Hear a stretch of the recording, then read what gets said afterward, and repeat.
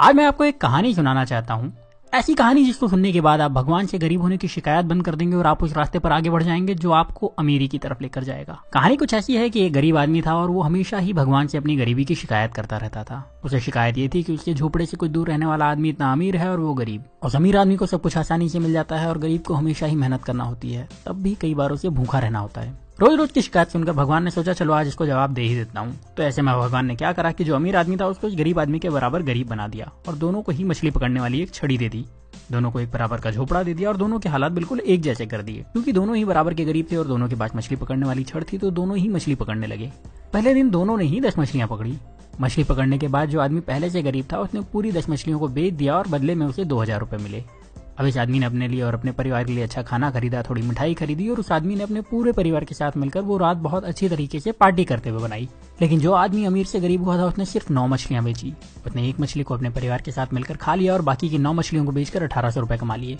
हालांकि ऐसा करने पर उसके परिवार को भूखा रहना पड़ा, लेकिन फिर भी उसने यही किया। अगले दिन उसने 1000 रुपए खर्च करके एक मछली पकड़ने वाली छड़ खरीदी और 500 रुपए एक इंसान को देकर अपने साथ काम करने के लिए रख लिया और 300 रुपए बचाकर रख लिए ताकि कभी जरूरत पड़े तो काम आ सके। अब अगले दिन जो इंसान पहले से गरीब था, जिसने अपनी मछली के सारे पैसे पहले ही खर्च कर दिए थे, उसे फिर से 10 मछलियां मिली। इस बार भी वही हुआ। शिकायत करने वाले शख्स ने अपनी सारी मछलियों को बेच दिया और उस पूरे पैसे को अलग अलग जगहों पर खर्च कर दिया।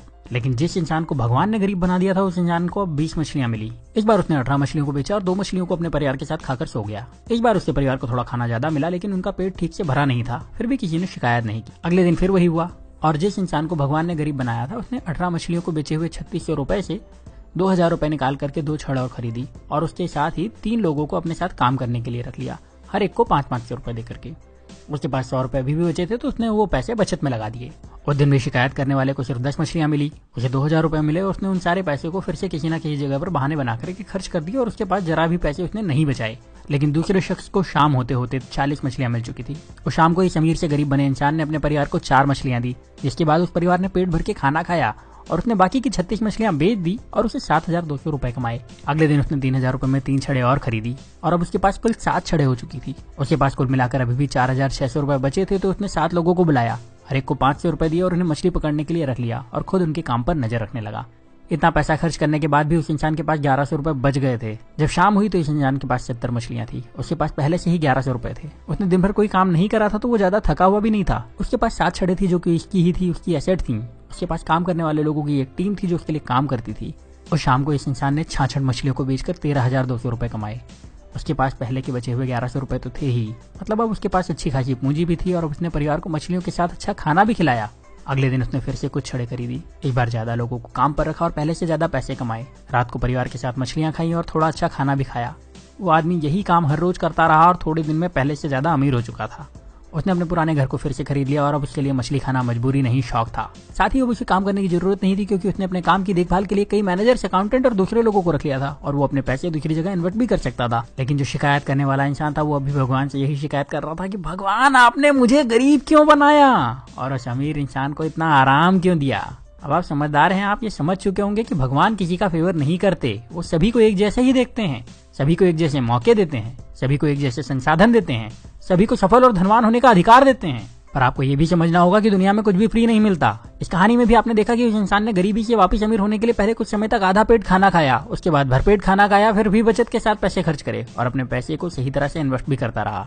जबकि गरीब इंसान सिर्फ मजे में लगा रहा और शिकायत करता रहा और हमेशा गरीब बना रहा।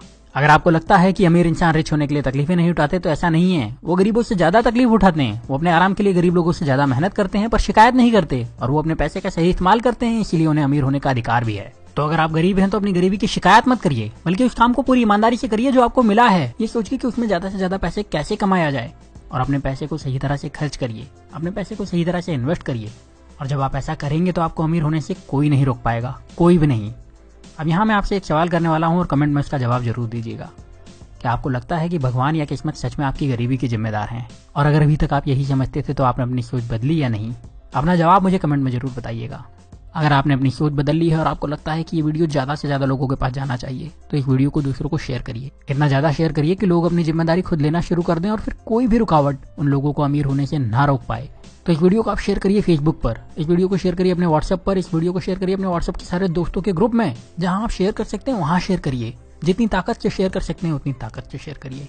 और अगर आपने चैनल को सब्सक्राइब नहीं किया है तो सब्सक्राइब करके बेल का बटन दबा दीजिए, क्योंकि ऐसे ही वीडियो में लेकर आता रहूंगा और आप में से आपका बेस्ट निकालने में आपकी मदद करते रहूंगा। तो आप वीडियो को शेयर करिए और मुझे विदा दीजिए। मैं आपसे मिलूंगा अगले वीडियो में। तब तक अपना प्यार और वक्त देने के लिए बहुत बहुत धन्यवाद।